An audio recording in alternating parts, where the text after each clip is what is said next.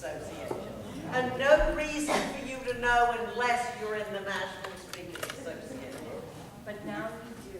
Because the Cabot Award, thank you for giving us more information, is like the Oscar of speaking, and this beautiful lady has earned it from the association she spoke of.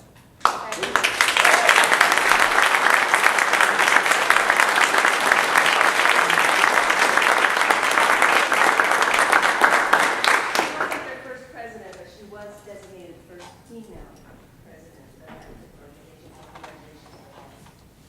And those of you that have seen her already must, I'm assuming, agree with this. She is one of the 10 most electrifying speakers in North America. Wouldn't you all agree? Would you agree? Yes, absolutely. And you are also agreeing with the meetings and conventions legacy. So thanks to Crystal, who over a year ago was so excited when she contacted me and she said, I think I can get Patricia Fripp. I think I can get Patricia Fripp. This weekend, I think I can get her. And I said, oh, can I do it? And I said, do that. Please, please do it. So thank you, Crystal, for making this happen. And thank you, Ms. Fripp, Patricia, for making it happen as well. And for bringing this to us. So today we have the distinct honor, because I believe this might be just one of the first times you've done this. Well, I speak less about this than presentations. So we're going to give something she doesn't give all the time. Hairstylist to Hall of Fame. How to cut your way through the clutter to get paid to speak. Please help me welcome.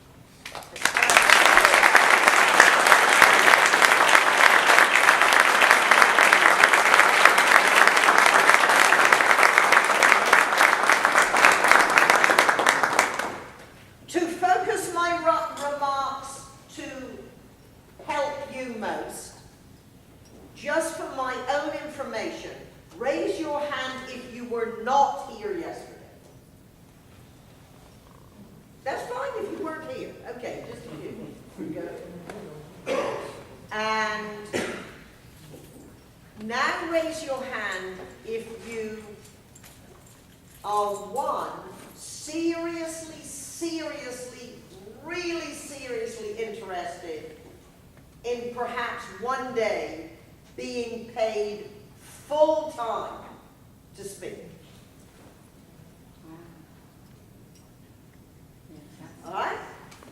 Second, I have no interest in giving my day job the security, the benefits that come along with it, and I would like to get paid part-time on the side. Right? And then I'm here to honor Amy and I'm sticking around. Whatever you want to say, entertain me because I'm really not interested in the subject.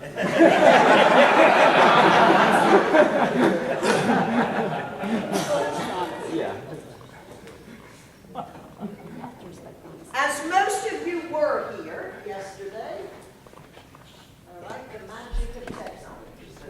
As most of you were here yesterday,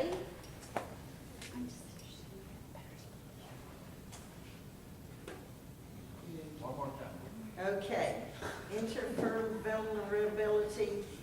Intel firmware vulnerability, Crystal, is jumping up. Is that stopping me?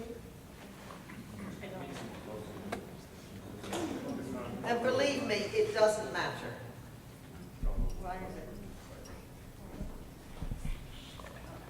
There we are. Good. That was my earlier profession. So step back for the few of you who weren't here yesterday. One, I came to America 20 to find fame and fortune. I knew everyone in America was rich and the streets were paved with movie stars. And I have not been disappointed. Because this is the system. I worked in the Mark Hawkins Hotel as a woman's hairstylist. And when I was 23, at this point I believe I was probably around 26. When I was 23, I went to work in what was the first men's hairstyling salon in San Francisco. Really fancy. Our boss, J.C., did all the movie stars' hair. At our opening party, Paul Newman, Joanne Woodward, Warren Beatty, and his girlfriend, Julie Christie, the English actress, came.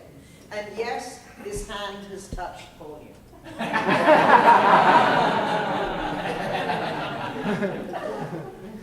And that was when I started. We used to do demonstrations to promote business in stores.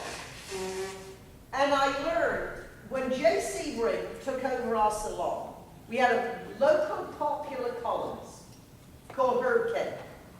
And he said, as soon as we get a notice, a mention in Herb King's column, the phone will ring off the hook. And he was right. And I was lucky to learn at 23 that it doesn't matter how good you are at whatever your profession or endeavor is. You have to be able to promote it. So if you are taking notes, one, what I did as a hairstylist, and now what I do as a speaker, follows very much the same pattern. So do not think, if you transition into speaking, that it is everything brand new. Because bottom line, if you are not successful doing whatever you're doing now, do not think you're going to be outrageously successful as a speaker, because the principles are all the same. Just as in yesterday, your audience might change, your message might change, the size of the audience might change, the principles that go in designing a presentation and connecting the audience will always be the same. Principles are universal. So one, and this would be true of any endeavor, it does not matter how good you are, to be successful, truly successful, to even reach a small portion of your potential, you have to be as good a marketer as you are a speaker.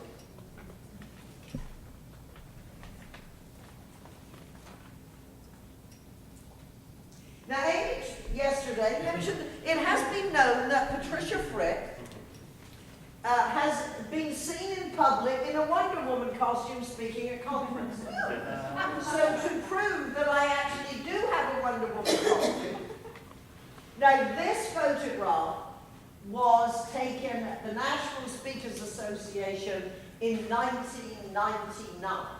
I did have the costume, and I wore it Lady in the Champs with Darren and Ed Tate and Craig Valentine and Mark Brown the beginning of March.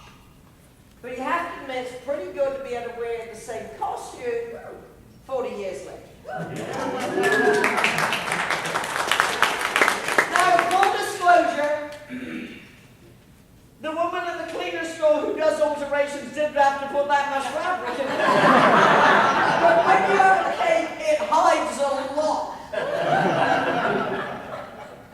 And you might wonder, well, why was a mature woman like you want a custom-made Wonder Woman costume? Well, I wasn't always a mature woman. This is where I am 32, and my friend Cookie, who is the vampire right behind my right shoulder, she was my favorite employee. I know you're not supposed to have favorites, but I did. She had a lovely personality. And it came to Halloween, and she said, could I dress up for Halloween? And it turned out she had a whole wardrobe of vampire outfits. She had fangs made by the dentist and blood, and she had friends like the guy with the stake in his heart, and the mad scientist. We had brides of Frankenstein, little ghouly children. They had a hearse and a fog machine. They had a company called Vampires for Hire.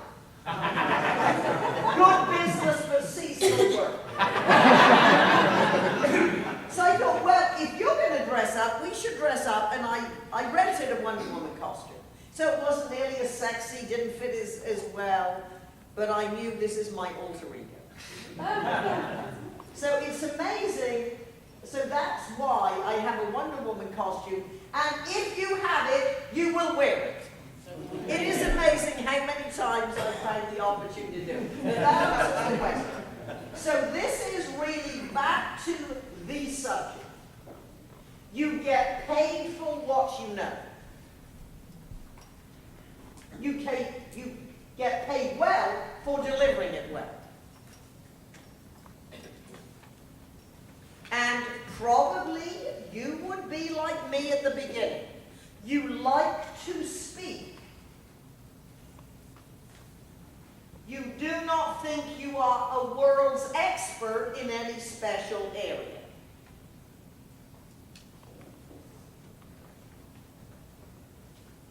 Then it suddenly hit me. I am an expert at building and promoting a small to medium-sized business, because that is what I did. Now remember, when I opened my own salon, I was solidly booked. As a hairstylist, I was solidly booked. Modestly speaking, I was the in hairstylist in San Francisco after my boss died, and I got on a lot of radio shows, television shows. So I was solidly booked. However, when I built my business, I had staff who were good hairstylists. But I couldn't believe it. When they finished work, they went home.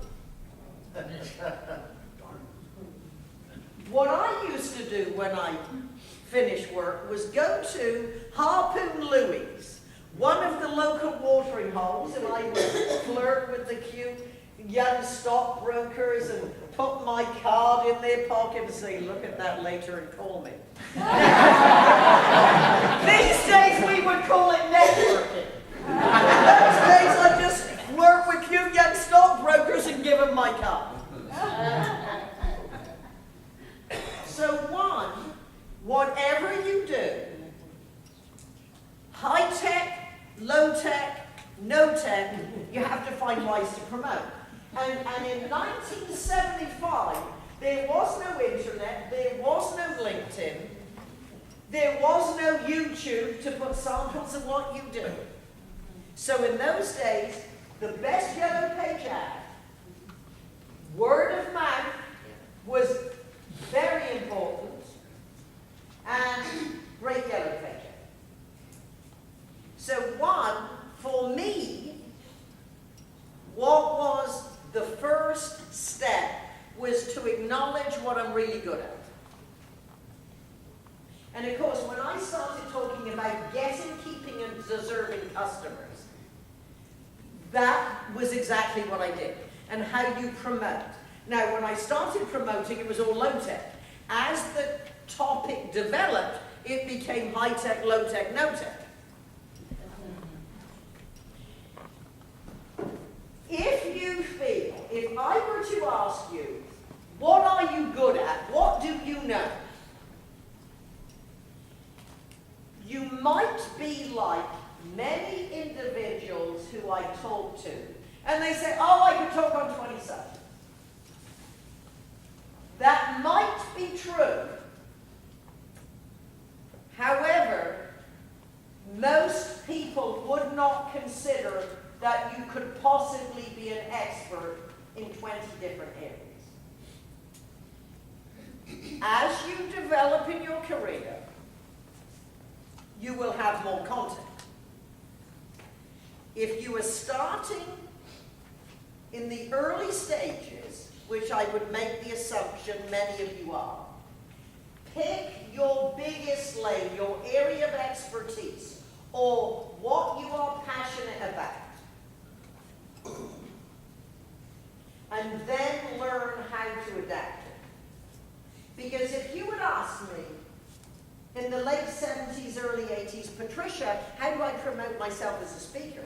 I would say, do you have a talk that is so interesting, versatile, and so dynamically presented that every time you deliver it, at least 3 people come up and say, what would you charge to say that to my group? Because if you don't spend a fortune creating a brochure claiming you're America's #1 speaker. You have to have some expertise and a way to delivery. So if you're starting with a subject, now you could have, let's say, customer service. Well, then there's customer service from my own experience. Then there is, imagine, it's what I might do in my particular salon. Then you might look at, when I am a customer, how do people sell to me?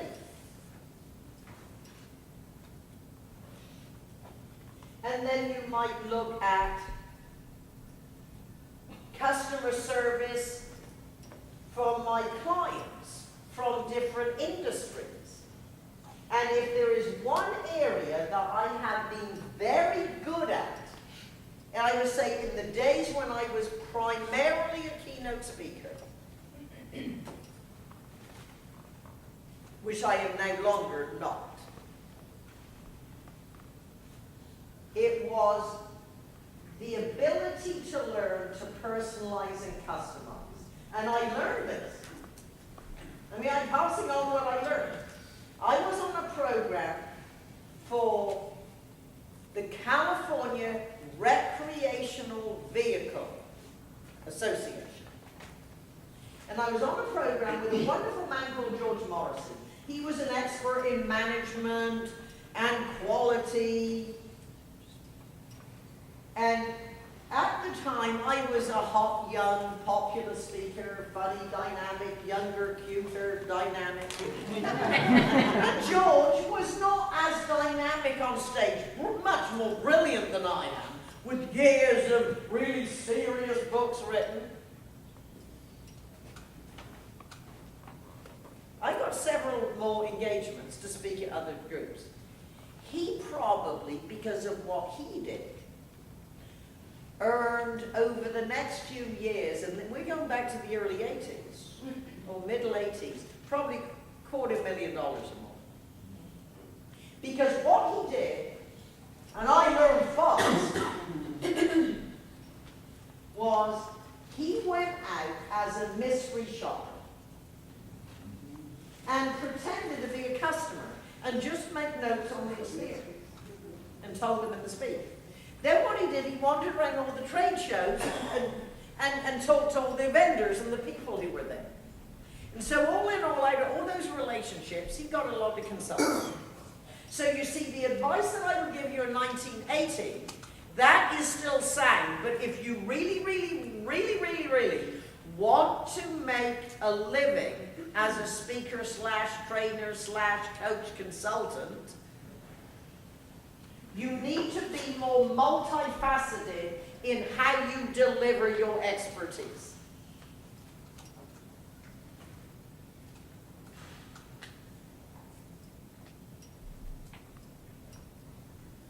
So let's go back to George, and then we'll pick up the statement I just made.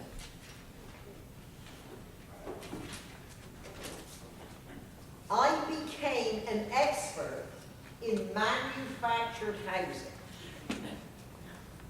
And you do realize that most of the non-glamorous industries are a great way to become an expert in. Now remember, my subject was keeping deserving customers and promoting your business. So I took one day of my life and I went out as a mystery shopper. I went to 7 different manufactured housing offices from different companies. I called to say, do I need an appointment? Only did with one. And with one was the top line in the industry. And I said, oh, this is Patricia. And I said, you know, my parents are considering moving to America next year. I was recommended manufactured housing might be an option for them. So I'm just doing some research. In other words, I'm not a customer now, but I could be in the future. By then, my parents were dead. But this is just research. However, for the really good company, I had to make an appointment. Say, oh, Patricia Fripp, the motivational speaker. Oh, 7 of us came to hear you speak at this big rally. Oh, we really loved you. So now they knew who I was, and I was talking a lot. But the good news was, based on based on calling all those different businesses with a really good firm. I did a lot of work. But what, without exception, the 6 companies who didn't need appointments, which was fine, what none of them did, and this is exactly what George Morrissey found when he went mystery shopping, you are pretending to be a potential long-term customer. Not this month, not this year, but maybe in the future. Nobody took George all my information. How are you going to follow up with prospects?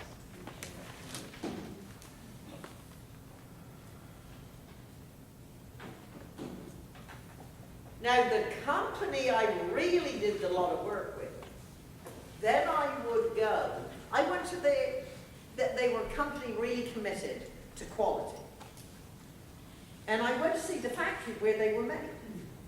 And I talked to Joe Payton, really wonderful manager, and I said, Joe, it's really easy to be committed to quality when you've got a nice clean job and you work in an office or you're in marketing. But how do you motivate the guys that work on the floor that are dirty with the orange ear plugs and the hard hats? How do you do it with them? Oh, he said it's very easy, Patricia. Because if anyone is not working up to the quality that we require, I just sit them down and say, if your mother are our customers as good as your mother? If your mother spent her lifetime savings putting a down payment on one of our homes, and it took 1/3 of her monthly income to pay for it, would your work be good enough for your mother? Now what happens, and this is where your real expertise comes in. Now remember, I'm an ex-hairstylist, admittedly a successful one, so you've got to understand some good business principles. But once you go out and you have these experiences, and you interview people like Joe Payton, this is what I call my "is it good enough for your mother" technique. Now that story is great in their industry, but it also works in any other industry where I am talking that they have blue-collar employees, because the principles don't change. So you see, this is how you develop your repertoire that is long, long gone from the hairstyling business. It's all because when you ask clients, why are you bringing me in? And this would be true of any other speaker, usually because although we might not be an expert in what your industry is, because we speak in so many other industries, they know what works in their company and they want an outside perspective. So the outside perspective is what companies are buying.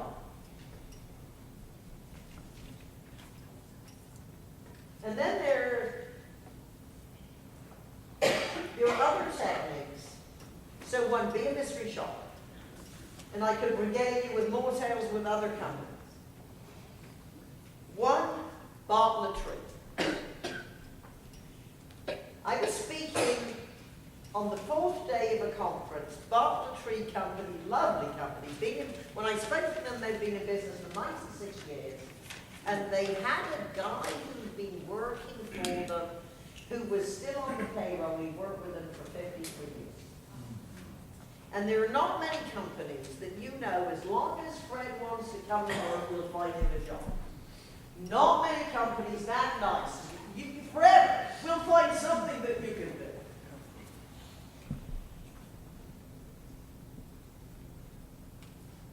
So I was the 4th speaker, and a good technique, which is work well because I'm single. I don't mind being on the road. So I would go early and stay late. And go to the parties and hang around with people long before they knew who you were. And you really talk and find out about the real people. Anyway, when it got to my speech, my opening line was, I called the Bartlett office in San Francisco and said, I want someone to come and check my trees. But you understand, I'm not going to be a very big customer. I only have 2 trees.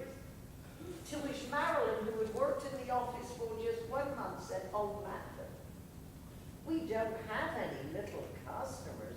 Everyone's equally important to us.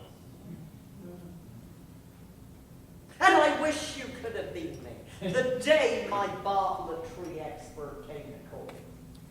The air was electric on Hugo's. He called and said, I will be 2 minutes late. When he arrived, I said, are you living out of your car? He said, oh no, I'm on the way to my honeymoon, but I wanted to check on your trees first.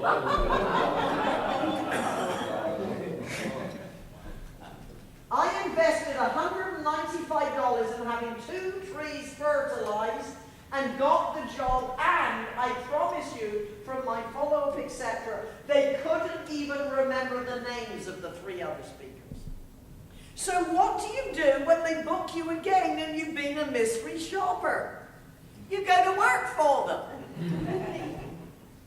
So I met the salespeople, 7 o'clock in the morning for breakfast, and we went out. Now I had my Bartlett hat, t-shirt, work gloves, jeans, and boots. And the guys were clipping the trees, I was picking them up, putting them in the garbage bag, schlepping them out. All to be photographed, of course, to prove this. Now, you couldn't actually get in the equipment when it's moving, but who knows when you're having your photo sitting in it. And then I went out with one of the sales guys. And, you know, this guy's about 28, and I'm, although younger, more mature. He said, who do I tell them you are? I said, oh, you don't have to worry. I'm just going to walk behind with a clipboard and write down what you say.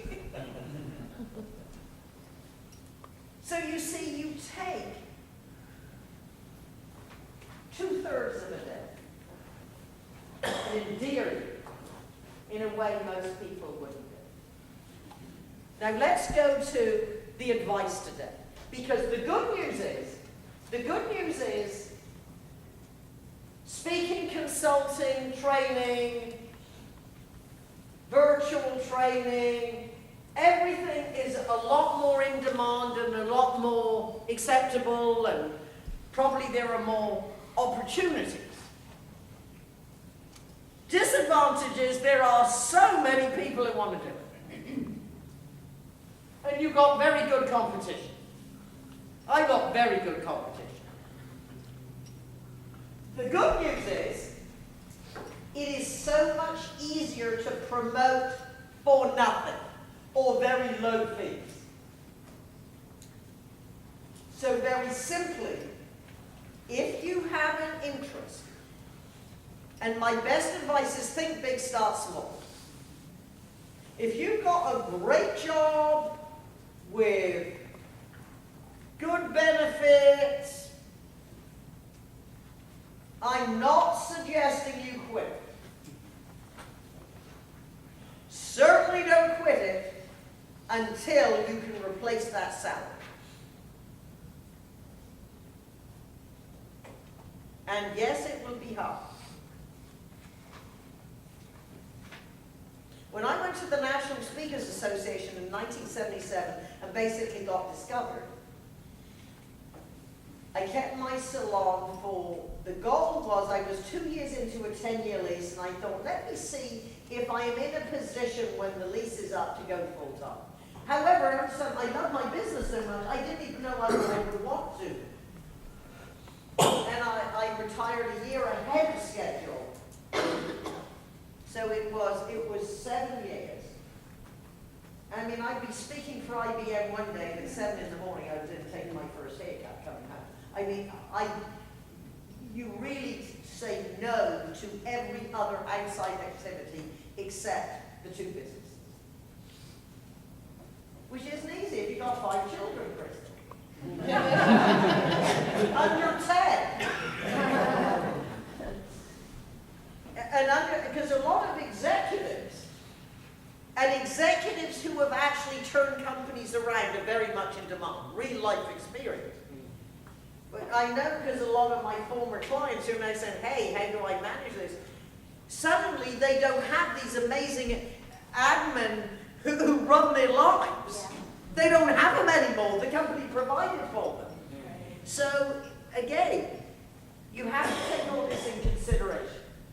I remember when I first went to NSA, there's a gentleman out of Columbus, Ohio, and he had a government job. And he was a very good speaker and trainer. And he had a very supportive wife. Because he spoke evenings, weekends, and when he got days out of town, or even in town, he had to take a vacation day. So you understand, when he was building his career, probably for a 10-year period, he never took his wife on vacation.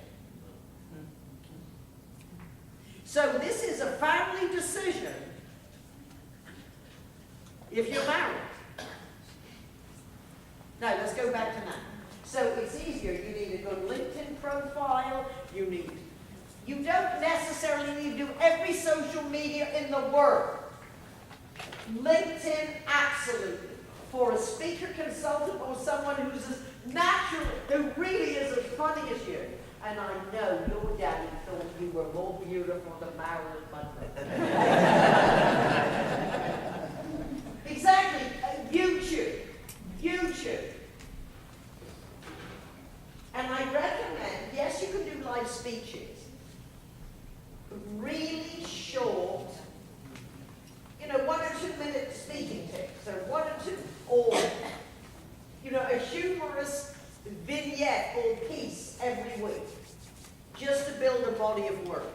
Start a blog. And I would recommend a simple website. Doesn't have to be fancy. What you might want to do if you've not done it is look at my website, fripp.com. Now understand there are 2,800 pages on that website because we built it whenever mere mortals had websites and we keep building them. So of course you're going to get a lot of attention and you pick up in the search when you've got that much content.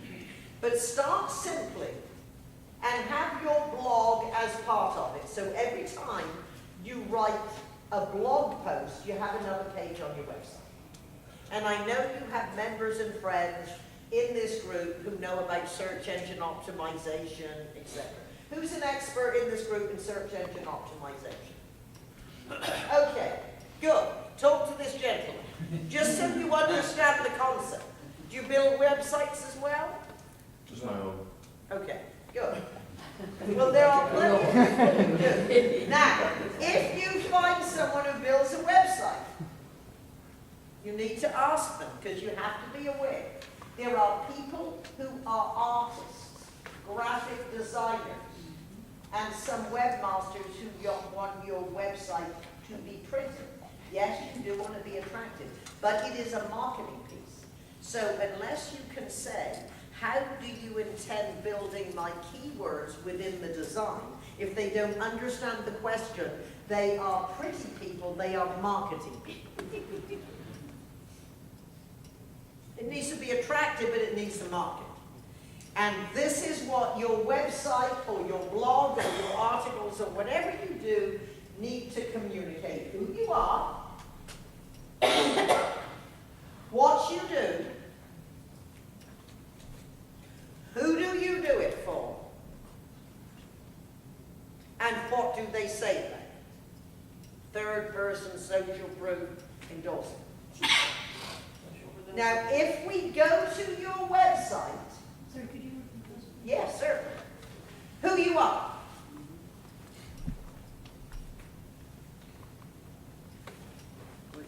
What you do. Who you do it for. And what do they say about what we do. And because websites are like flicking through the channels, why do the infomercials usually have someone famous? Because when you're clicking through, if it's someone famous, you'll probably stop and watch for a few more seconds. So when you are flocking through your website, if people are doing a search and get to you, they need to know in 2 seconds, are they in the right place? So don't be too clever. In other words, there are speakers who call themselves an inclusionist or a this, or they're very clever words. Or they, you know, like I make up, you hypnotize people, it's a Frippicism. But unless you really know me, you don't know how to Google words I made up myself. An accelerator. But I guarantee, are you looking for an accelerator in your Google search? Are you looking for the sales trainer? So stick with, I'm not saying you don't have your fancy names on your website, but it's got to be keyword rich with what people are looking for. And trust me, this is not that as easy as it sounds. It took me a long time to come up with, when your message must be memorable, your presentation powerful, and your sales successful, called Patricia Fripp. And I did not come it up myself. One of my friends, Pete, who is a brilliant guy, used to be a speechwriter, worked in the White House for a senator, and traveled the world on the corporate jet with the chairman of Coca-Cola, right in the world.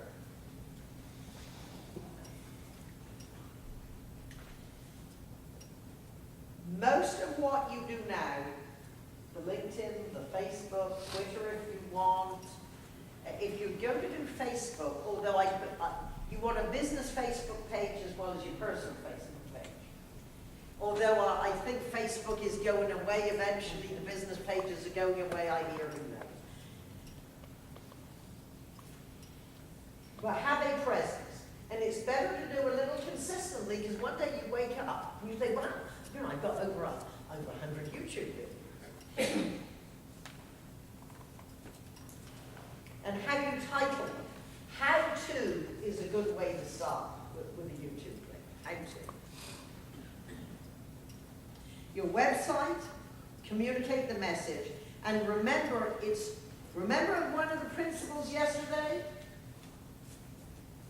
Nobody cares about you as much as they care about themselves. Make it you focused. So when people get to your website, they need to know what you are doing for them. So they know, I am looking for this, let me read more.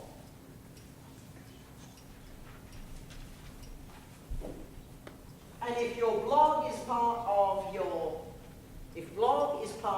website, you get a new website all the time. And you page every day. And just for a little change of pace, there we are. This is me going on location to schmooze and learn about the client game trial. And what I did for them, because I was talking about marketing their business, I actually made some YouTube clips for the gentleman in San Jose who I went to see.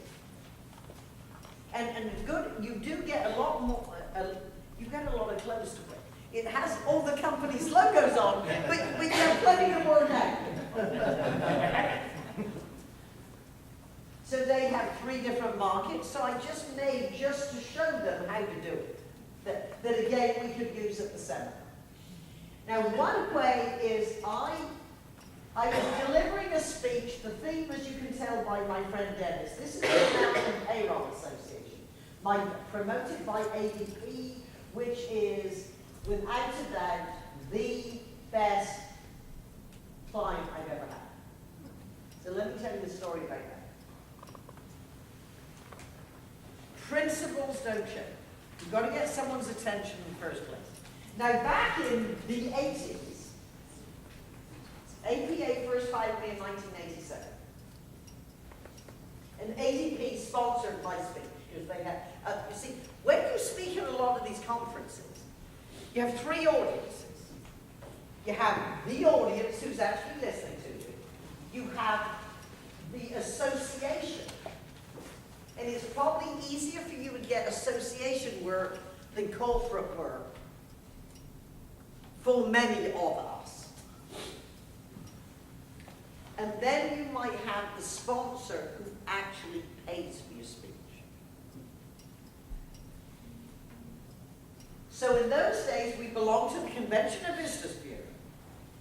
Because the Convention of Visitors Bureau, once you are a member, you get all who's coming to town. And in those days, and I know some of you are old enough to remember, not all of you, but some of you remember, in those days, you would send a letter. You know, coming to San Francisco Week Convention, hire a local speaker, no expenses, great speaker. If you are interested, send back the card. Now, isn't this crazy now? It's instant. Oh, I want a press kit, I want a deck. I was the first speaker that I know of in the National Speakers Association who had a really classy, well-edited demo VHS.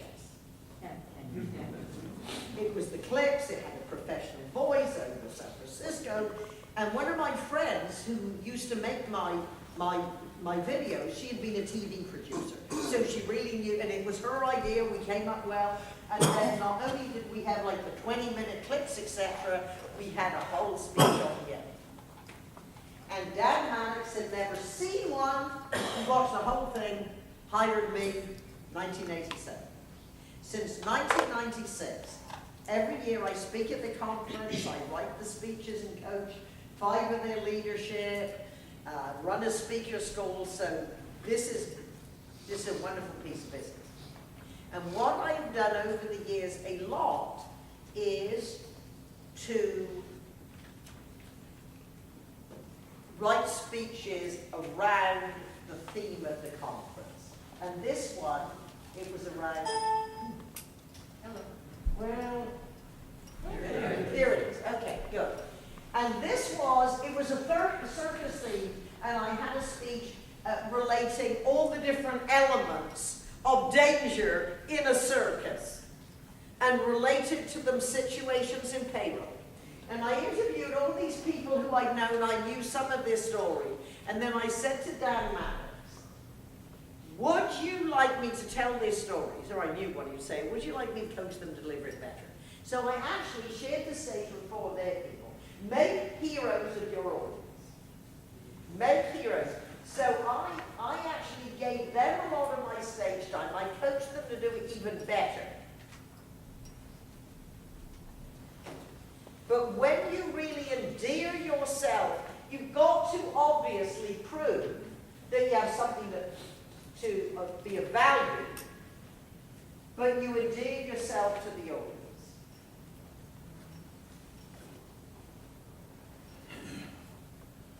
And Dan Maddox, when he has spoken to the National Speakers Association, he has often said, it is not my job to know how else you can serve me. It's your job to make sure I know. So in other words, if you speak, if you consult, if you train, if you coach, once you have one opportunity, it is our responsibility to let the people who know there are other ways we can serve them. Now, 2 last stories, and then I'll take your questions.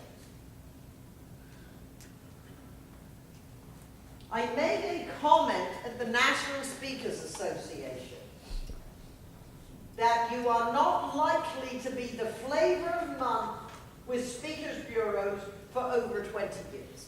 Believe me, I milked it to death for years.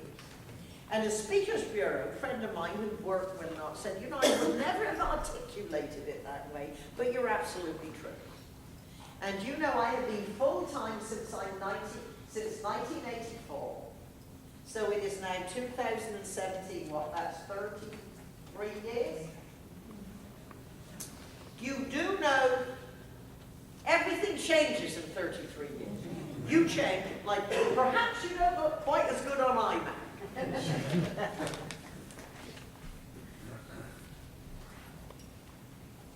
The reason I would suggest to you that you have to be multifaceted in how you offer your expertise. Is how you can enjoy a long career. So, for example, few conversations have really opened my eyes. I'm certainly not the most brilliant person, but you hit me on the head often enough and I really, okay, I got it. I am one of the first speakers at the National Speakers Association who say, oh, I work with coaches. And I have an excessive personality. I'm only excessive about everything that's good. I have no doubt. Well, I don't drink, I don't smoke, I don't carouse, I don't stay up late. I stay up late working or watching TV, but I don't stay out. Yeah. I have never, don't blame me, I've never drunk a beer in my life and don't want to stop. So, for example, for fun, not only do I work with great speech coaches, high-priced speech coaches, comedy writing, I hired a choreographer and said, do you know anything about speaking? He said, no. I said, good. Watch me deliver a 3-hour presentation. Tell me from your point of view, what advice would you give? He gave me one piece of advice that was worth it. He said, Patricia, you do a great job with the width of the stage. You don't do enough with the depth of the stage.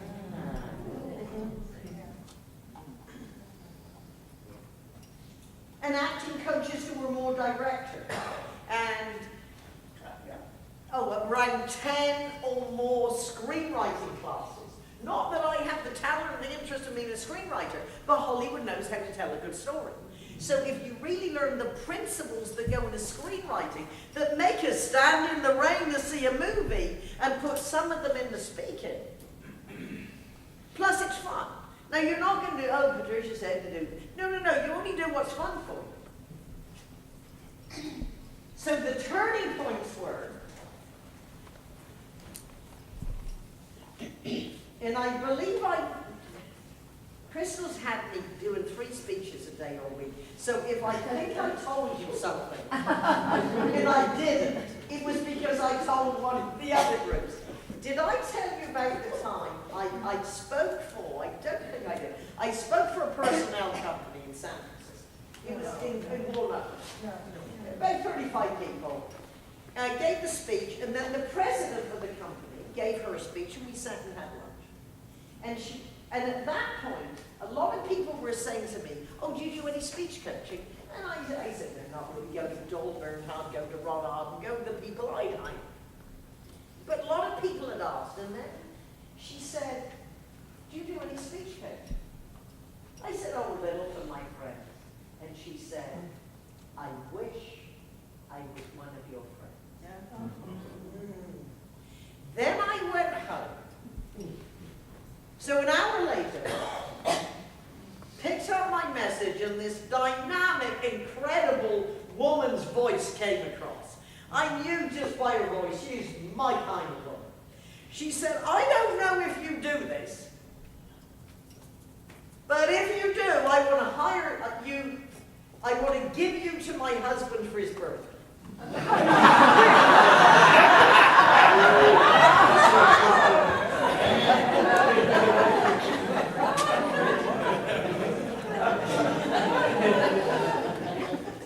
She said 7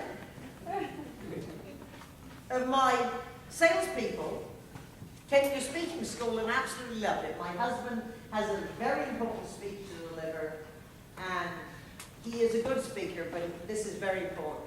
If you do speech coaching, I'd like to help. And I thought, God, twice in the morning, I got the message. Yep. So that's when I formally put up my shingle. And then another turning point. I was speaking for Aramark Foods, the division that sells to hospitals. And I gave a speech, and the national sales manager came up and said, Patricia, I loved your speech. But I really loved how you delivered it. Can you teach our salespeople to speak that way? Because it takes us a year to get in a position to deliver a 1-hour presentation to a hospital board. It's worth $9 million a year if we get the business, and we are losing sales, and it has nothing to do with our offering or price. The presentation skills of our competitors are better than ours. And little did I know when I put together that presentation, and certainly now I can really do it well, that between those two conversations about the husband and the sales team, those two people put me on a direction to always be in demand, no matter what the economy.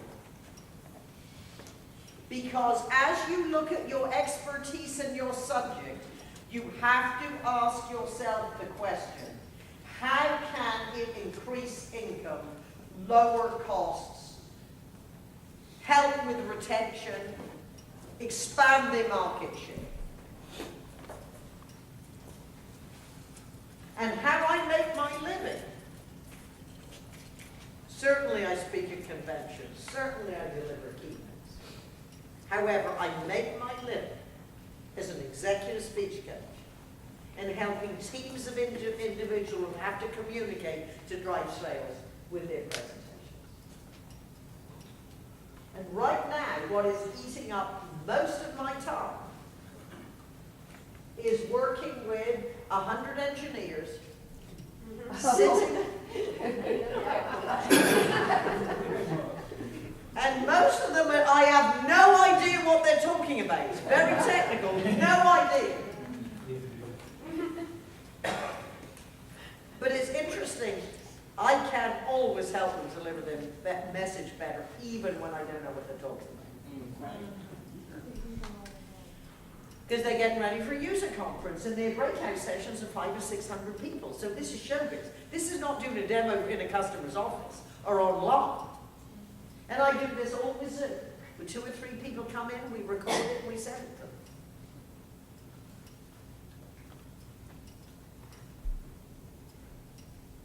This is another turning point was ADP has been a good client of mine. Was the moment I looked out at my audience of 6 people and I realized I'm earning my keynote fee and there are only 6 people. That's when I realized it's not the size of the audience, it's the expertise I have managed to develop. Now, did I start with the expertise I have now? No. Which is why I suggested yesterday, it is too expensive. You don't have enough time to learn only from your own experience. You have to learn from other people's experience. So at this point, don't touch it, doesn't matter, leave it. Your questions. I know this is a bit of an organized stream of consciousness, but short, specific questions. You just mentioned you have to learn from other people's experiences. Yes. So who are the people that you've learned from? Well, many of them you wouldn't know because it's a matter of, one, I've learned from my clients. Starting behind my hairstyling chair, I've learned from a lot of my corporate leaders. I've learned from the sales teams I work with. Because what makes you, people often think, well, what's the best part? Is it staying in nice hotels and standing ovations and money? Well, all that is nice. Believe me, it's nice. The best part of this business is the education. Because every time you work in an industry or company, you learn information that you did not know before. So that's it. So I've learned from so many people, many of whom I know, many I don't know. George Morrissey, perfect example. That one being on a program with him, that learned a lesson.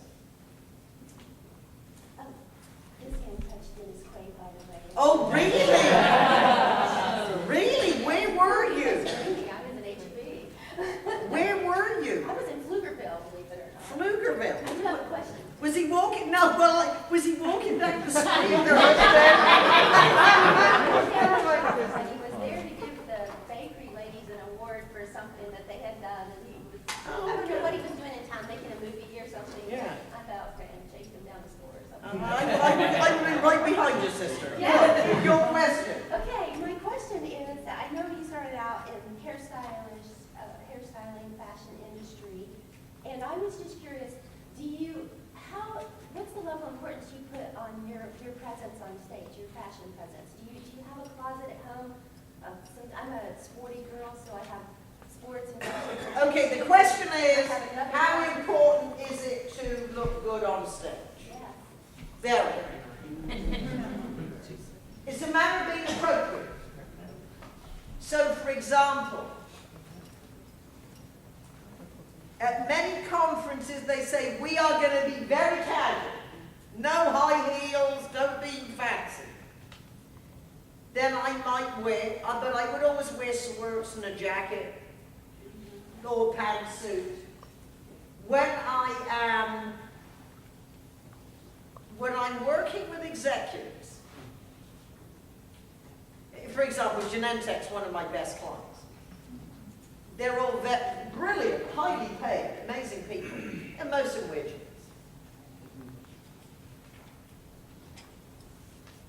In fact, one of my favorite clients, he said, I said, you look really good. He said, yeah, that I didn't own a pair of jeans till I came here and they made me go buy some. He's a chief financial officer. So I always want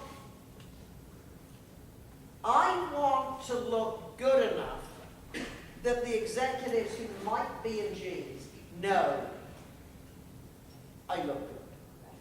So, for example, I had a friend, Joel Whitfield. He was the best looking person, the best dressed person in our National Speakers Association California chapter. And he worked for a wine company, so he spoke in his industry. Perfect example of someone who's never going to be a professional speaker, but his role requires him to speak a lot. And he told a story about buying one of his suits, and he was in the store and he said to the salesman, see, he's feeling the fabric. I can't tell the difference between the $1,400 suit and the $1,800 suit. Now remember, this was in the 80s. And the salesman, don't you love good salesmen? He said, oh, sir, most people can't. However, the people you want to impress, they know you do. So I know if I am wearing a custom-made suit at an outfit, at a conference, a lot of people say, oh, Patricia, oh, that's a lovely color, a lovely suit. The executives know it's custom. It's who do you want to impress? And so, yes, it's very important. Now, if you're speaking for Game Trot, you could would have worn sporting.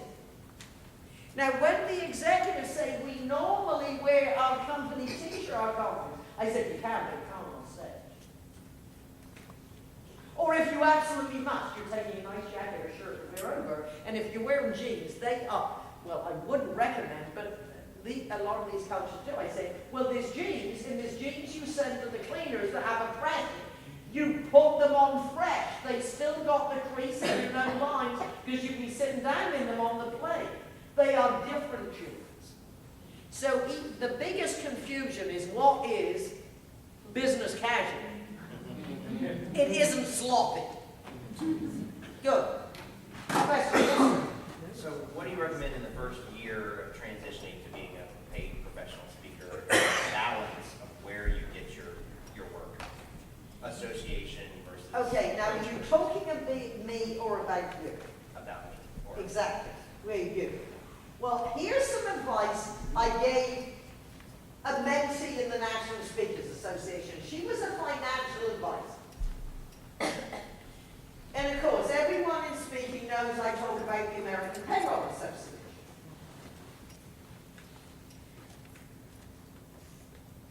And I said, Chris, why don't you, and this would be true with any association that you find some affinity with. There are local chapters, there are state conferences, and there are national conferences. And I said, Chris, why don't you offer, and you can always say, I'm a friend of Patricia Fripp, would you like me to speak? This is what I talk about. And we have no budget. Well, Patricia said you have no budget, and I will do it for you if you like my presentation, if you find it appropriate for your audience.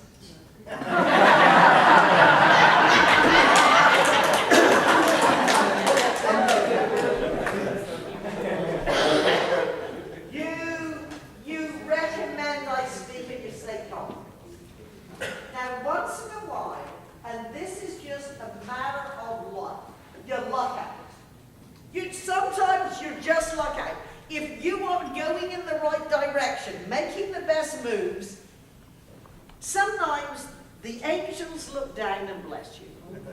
Well, as it happened, that day, it was the state conference, so many year anniversary, and Dan Maddox, the very creative executive director, just happened to be there and heard her speak. And he said, Chris, we don't, as a principle, normally book financial advisors and planners to speak at our conference. However, it's so obvious your intentions are good and to deliver information, and he booked her at the national conference as a breakout session. So, you see, when you speak for nothing, and you have a certain of expertise, you do have a right to ask for something.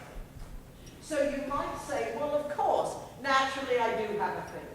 I'd love to help you out. What else can you do for me? I've had 3 first-class airline tickets to England for speaking for women in travel. I had 2 free suites at a lovely boutique hotel, one for my brother and myself for 5 days with a gourmet chef. We had breakfast, lunch, and dinner there every day, brought our friends in the evening. The retail of that would have been a lot more for the speech. And you know the audience of the speech? 150 meeting planners. I would have paid them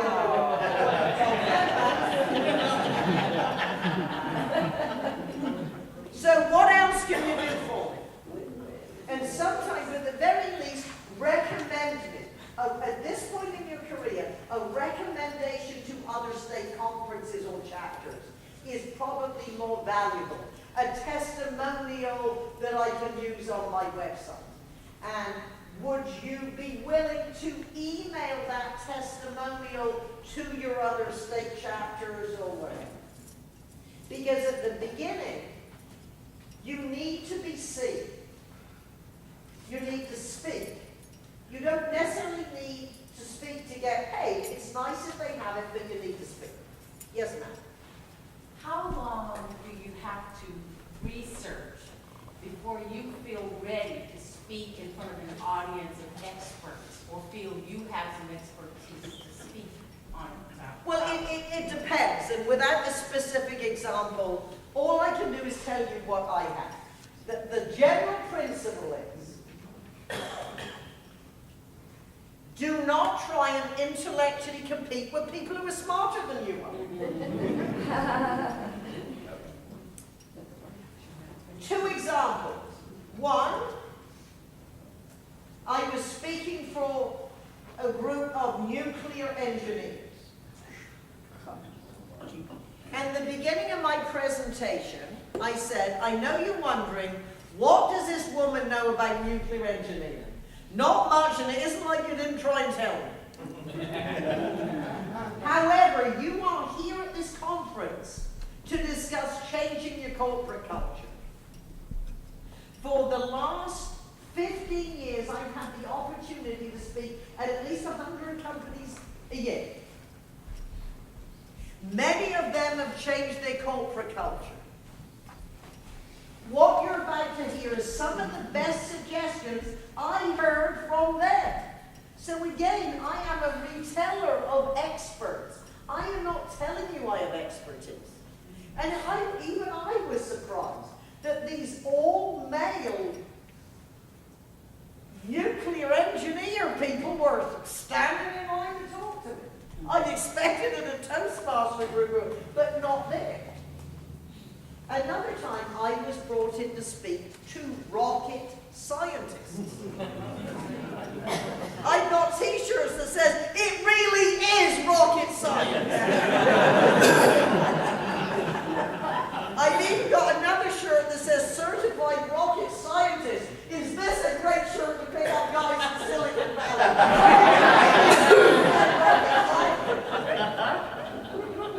Well, not really, but I did. Well, words in their mouth.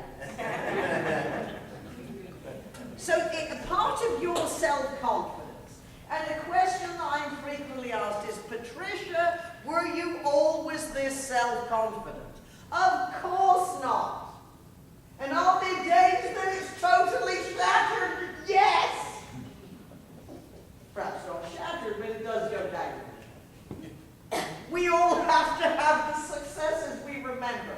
When we call our friend Susan Rowan, "Oh my God, it was awful. Do I give him the money back?" That was one of the stories that started with, well, the audience was drunk. And if you have a blue-collar audience, if you have an open bar, even if they don't drink, they will start when it's free. But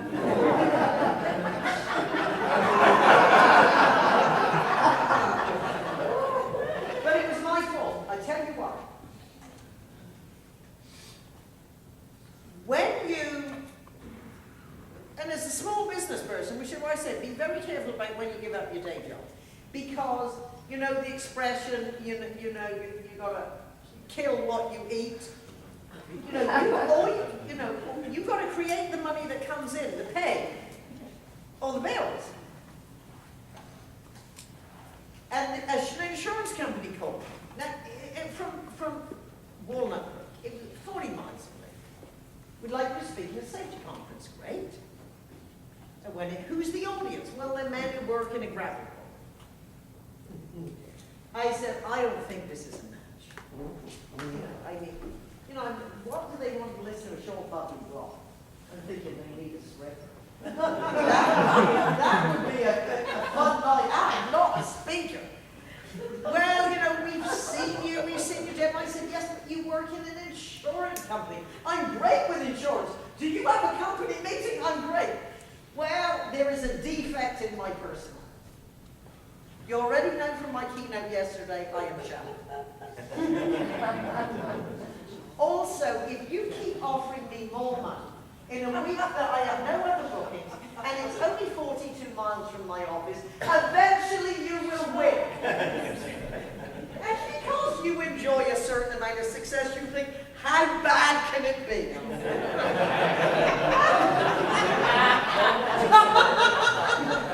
I did everything in my power that I would teach you to do. I go early. I help them reorganize the room so the light's on the speaker. I go around and shake hands with every single person in the audience and schmooze. When you are speaking for a group, a blue collar, nothing wrong, blue collar, nothing, I am not being detrimental about any profession.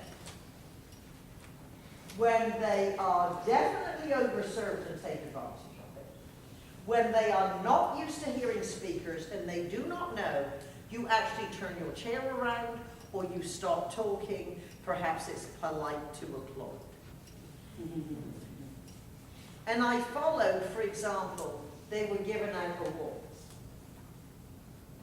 Some of the language in the acceptance speeches, I do not know even Crystal well enough to tell you what they say.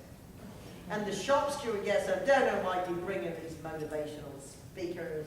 We're motivated, we go to work every day. Now I'm following this. I mean, there was no way I defy anybody unless it was one of my friends who grew up in comedy clubs, used to speak in the drunk audiences and they should have had a script. That would have been an award, seriously. Or some blue comedian, not me. It was a disaster. And I would have left before the end if I hadn't left my handbag behind the lecture. But it's experiences like this that you think, do I really want to do this? Well, what you do is, I don't accept speaking engagements in the evening. Not taking out cocktails. Now, it's a business group, they might have one glass of wine, there are exceptions. But in general, I'm a morning speaker. Afternoon speaker. Evening, rare, very rare. Toastmasters maybe. But see, you learn, when am I best? I am best in the morning. That's when my energy is. And I never want to stop. I suppose at some time we've got to let these wonderful people go. Another short, specific question? Yes? How do you stay connected with non-regular customers? Not as well as I should, however. This is the secret of promotion. Ongoing, consistent, and relentless. You start, you don't stop. What you do is you revisit what you're saying. You refocus your direction and your message, and perhaps rescript.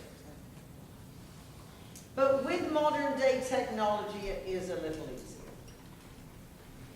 Now, this is, let's see, a very important part of modern day communication is what do you do online? There are many companies that demand, and they say, our engineers, our sales teams are all over the country or the world. We need to have an option to train people that does not require them coming to meetings.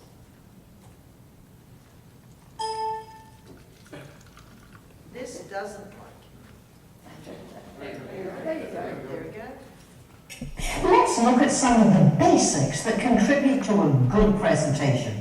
Whether it's an important conversation or a formal or informal presentation, you need to have scintillating content, strong speech structure, start on a high and close with impact, scripting that is specific, memorable stories and examples, emotional and intellectual connection.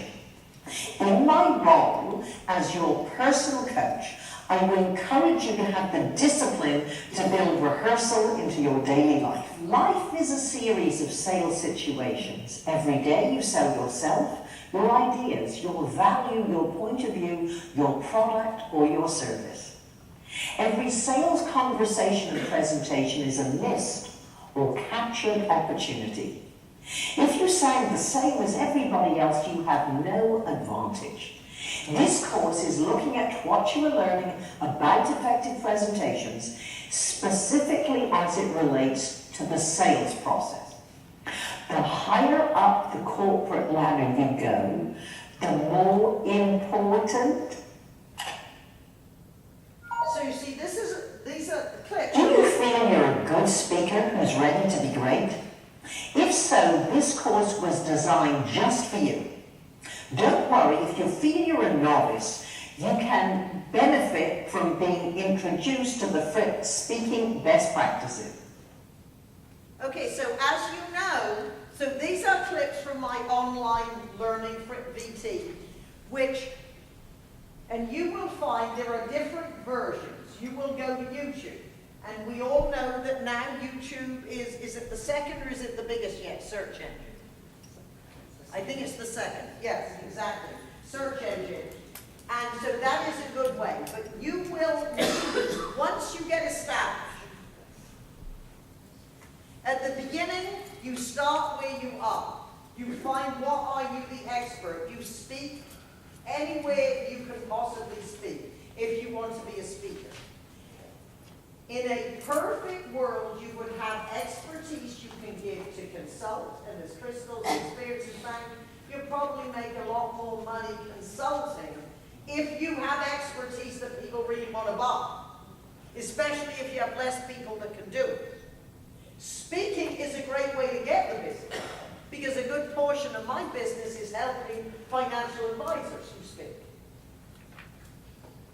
Or entrepreneurs who, as part of their marketing mix, want to give presentations at Rotary clubs and service clubs just to be more visible to add to all their other marketing. So it is a great way. What would it mean to you, your career, your company, if every time you stood up in front of 5, 50 or 500, in a boardroom, training center or convention hall, if you were confident, you were powerful, persuasive, professional, compelling on message, and a resounding success? If you want to accelerate your career, transform sales results, develop leadership skills, or even become an in-demand, highly paid professional speaker, then Fripp Virtual Training is designed for you. Fripp VT Powerful Persuasive Presentations is my highly interactive, learn at your own pace virtual training around all area of presentations. It is almost as if I am there, sitting next to you, helping. Fripp Virtual Training is a multi-million-dollar, state-of-the-art, web-based training platform. It is designed to closely emulate personal training and coaching. It's almost as if I am sitting with you 24/7 as your own personal speech coach and sales trainer. Sign up now, take a free trial, and experience 3 of our content-rich chapters. Then join and take advantage of my 30+ years experience and in-depth study. Make the commitment to your career.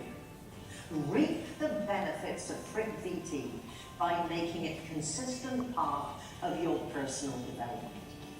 You'll be glad you did. And that is what we call a sizzle reel. So whether it's on your website, whether you show at conferences, but it's a quick way in less than 2 minutes to communicate what you're selling. And if you remember, this is where yesterday our technician unplugged the computer. This is where we were. So you know Fripp VT, you remember from yesterday? Fripp VT, and if for those of you who are techie and like to do it online, isn't that clever? Prost did this for me, my associate. You text to 96,000 the word Fripp, and you will enjoy a free chapter on openings, on stories, and on sales. And then you remember, if you want to join, you use Fripp as a coupon code. Is this what we bought yesterday with the package? No, what I said yesterday, with your packet yesterday, and for my friend who wants to buy one, I brought you a sheet. Yes, I got a sheet. What you bought yesterday was my DVDs and my CDs of a 2-day speaking school. So if you can imagine Fripp for 2 days. Now you can digest it, not all in 2 days, if you like, when you're driving to work or however you listen to CDs. But what I'm saying is, if you decide you want Fripp VT, and because I will have your name on this, when you email me and say, hey Fripp, I joined, you do 2 things. You either join or take your 20% discount, and then I immediately give you $100 off, or you say, hey, I'm going to join, and then I give you another code that you'll get your. So in other words, this will be free if you want to buy Fripp VT. So it's 2. This is what you take home in the back. Then you take your trial and you think, oh, I want Miss Fripp available to me 24/7. Then you join, so you get 20% off, which makes it $237 the first day. first month, then $23 a month for as long as you want. We have 15 core Fripp VT chapters that are interactive. Now we also, because we have user meetings, we have other content in there, but I won't confuse you with that. In other words, we can add more content faster than you could ever consume it. But that is the core. So that will cost you, that works out, I think, just over $400. Now, just to put this in perspective, when I coach people in Zoom, $500 an hour. So most of even my corporate clients before I work with them, a lot of them go through this. You don't want to pay someone $500 an hour to talk about structure when you can go online and really learn it, so then when you go to a coach, you are better prepared to maximize the bigger investment time. And you need that, before you'd ever go to a coach, you really need to explore through what do you have to offer. It's best to deliver your speech a few times to, just know what's working. And when you open it up to Q&A to your audience, they will tell you what they want to know, so you can develop that based on the questions. So are we clear? If you didn't get a folder, yes, one of the Fripp VTs, we have more that you could take. And yes, if you want to fill this in, I got a couple here, I will take them. Now, are you pulling me off, or do you want me to do more questions? Where's the boss? Where's Amy? Hi. You want me to pull the plug, or? If you just take one more question, then we will. We have one right here. Oh, we have two quick. I'll see if I can short answer. My question is, thank you. Thursday, you presented this presentation to USAA. Yes. Friday, I went for an interview. And I hopefully getting the job.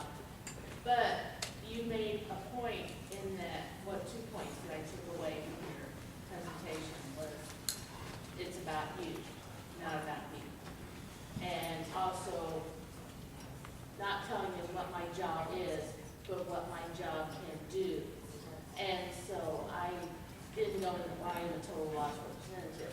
I mean, I work with people to make their lives better after catastrophe happens to them. And so they were impressed with that. And then I went in and told them, well, this is the position. I understand what the position is. And I know that personally, I have worked with your department before. I have achieved results for your department, and I feel that I can give you the best possible work advantage that you can have. And they seem to be impressed with that too, and I'm like, whew! Then I came in just like, well, we hope you get the job. Great. Thank you so Wonderful. much. But Thank you. those are the two takeaways, and a lot of my other coworkers, they were listening to it too, because we listened to it through Skype on the Oh, good. So it was very good. So thank you so much for Great. coming out to us. Oh, my goodness. Well, you have a wonderful company that does great work, and the stories, your commercials, the stories of how you serve. Oh, yeah. Heartbreak. I mean, really wonderfully emotional. Okay, your question. Yes, you had mentioned yesterday about repetition and Reinforcement. Yeah. creating a really good story and specificity. How do you project voice when you're on stage? Breathing. Good breathing. Yes, exactly. Acting coaches and yoga teachers, or anyone who understands the concept, you get your air. So if you say breathe in, and your tummy goes in, actually when you breathe in, your tummy should go out. Because I've often said to some of my male clients, which would make you feel most comfortable? If I put my hand on your tummy or you put your hand on my tummy, we got to show you what deep breathing is. So it's breath control. And if you speak for more than an hour and you have a sore throat, because I used to, it's because you're not getting your air from down.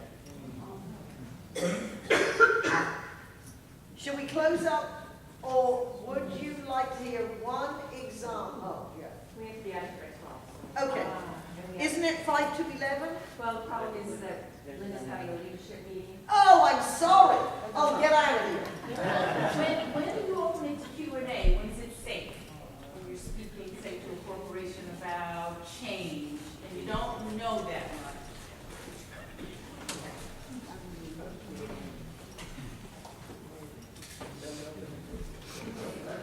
I think that is not specific enough an example for me to be able to give a good answer.